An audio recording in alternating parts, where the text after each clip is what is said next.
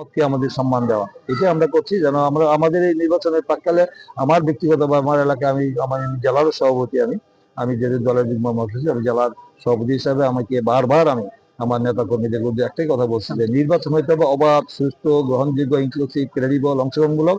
কোনো দ্বন্দ্ব সংঘাত হানি করা যাবে না, কোনো উস্কানিতে পা দেওয়া যাবে না।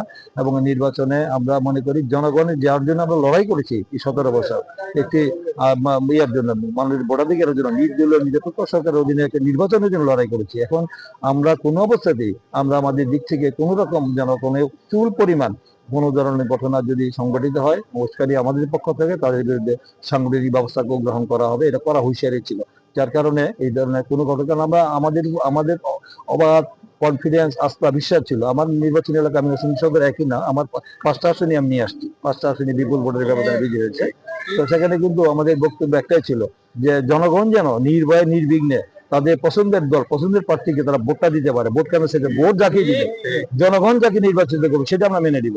জনগণের মানে কিন্তু এখানে কোনো কাজ চুরি করা যাবে না, ইঞ্জিনিয়ারিং করা যাবে না, ভোট চুরি করা যাবে না, ভোট কেন্দ্র দখল করা যাবে না, সিল মারা যাবে না, প্রশাসনের ব্যবহার করা যাবে না। কারণ আমাদের আমাদের আস্থার জায়গা ছিল জনগণ যে যাকে দেয়, কারণ সেই আমাদের কনফিডেন্স ছিল জনগণের কল্যাণে আমরা এতদিন ত্যাগ স্বীকার করছি, জনগণ আমাদের মূল্যায়ন করবে। জনগণ আমাদের মূল্যায়ন করছে। আমরা 17 বছর জেল কেটেছি, মার খেয়েছি, আমার 100 মামলা ছিল, 2.5 বছরের মধ্যে জেল কেটেছি, আবার বাড়ি ঘর জ্বালিয়ে দিয়েছে, অফিস জ্বালিয়ে দিয়েছে, আবার গুলি করে হত্যা করতে চাইছে, অনেক অত্যাচার নির্যাতন। আমাদের 60 লক্ষ আসামি করা হয়েছে, 1.5 লক্ষ মামলা, 4,000-এর মতো নেতা কর্মীদেরকে এক্সট্রা জুডিশিয়াল কিলিং, যাকে বলে বিচার বহির্ভূত হত্যাকাণ্ড, সেটা করা হয়েছে। ক্রস ফায়ার র্যাব পুলিশ আমাদের নেতা কর্মীদের মেরে ফেলেছে শুধু বিএনপি করার অপরাধে। কেন আমরা নির্দলীয় নির্বাচনের দাবি করছি? শুধু নয়, ইলিয়াস আলী, চৌধুরী আলম সহ প্রায় 1750 নেতা কর্মীদেরকে আয়না করে নিয়ে নৃশংস নিশ্চিতভাবে তাদেরকে গুম করা হয়েছে, যাদের লাশ হরিচাগুন আমরা পাইনি।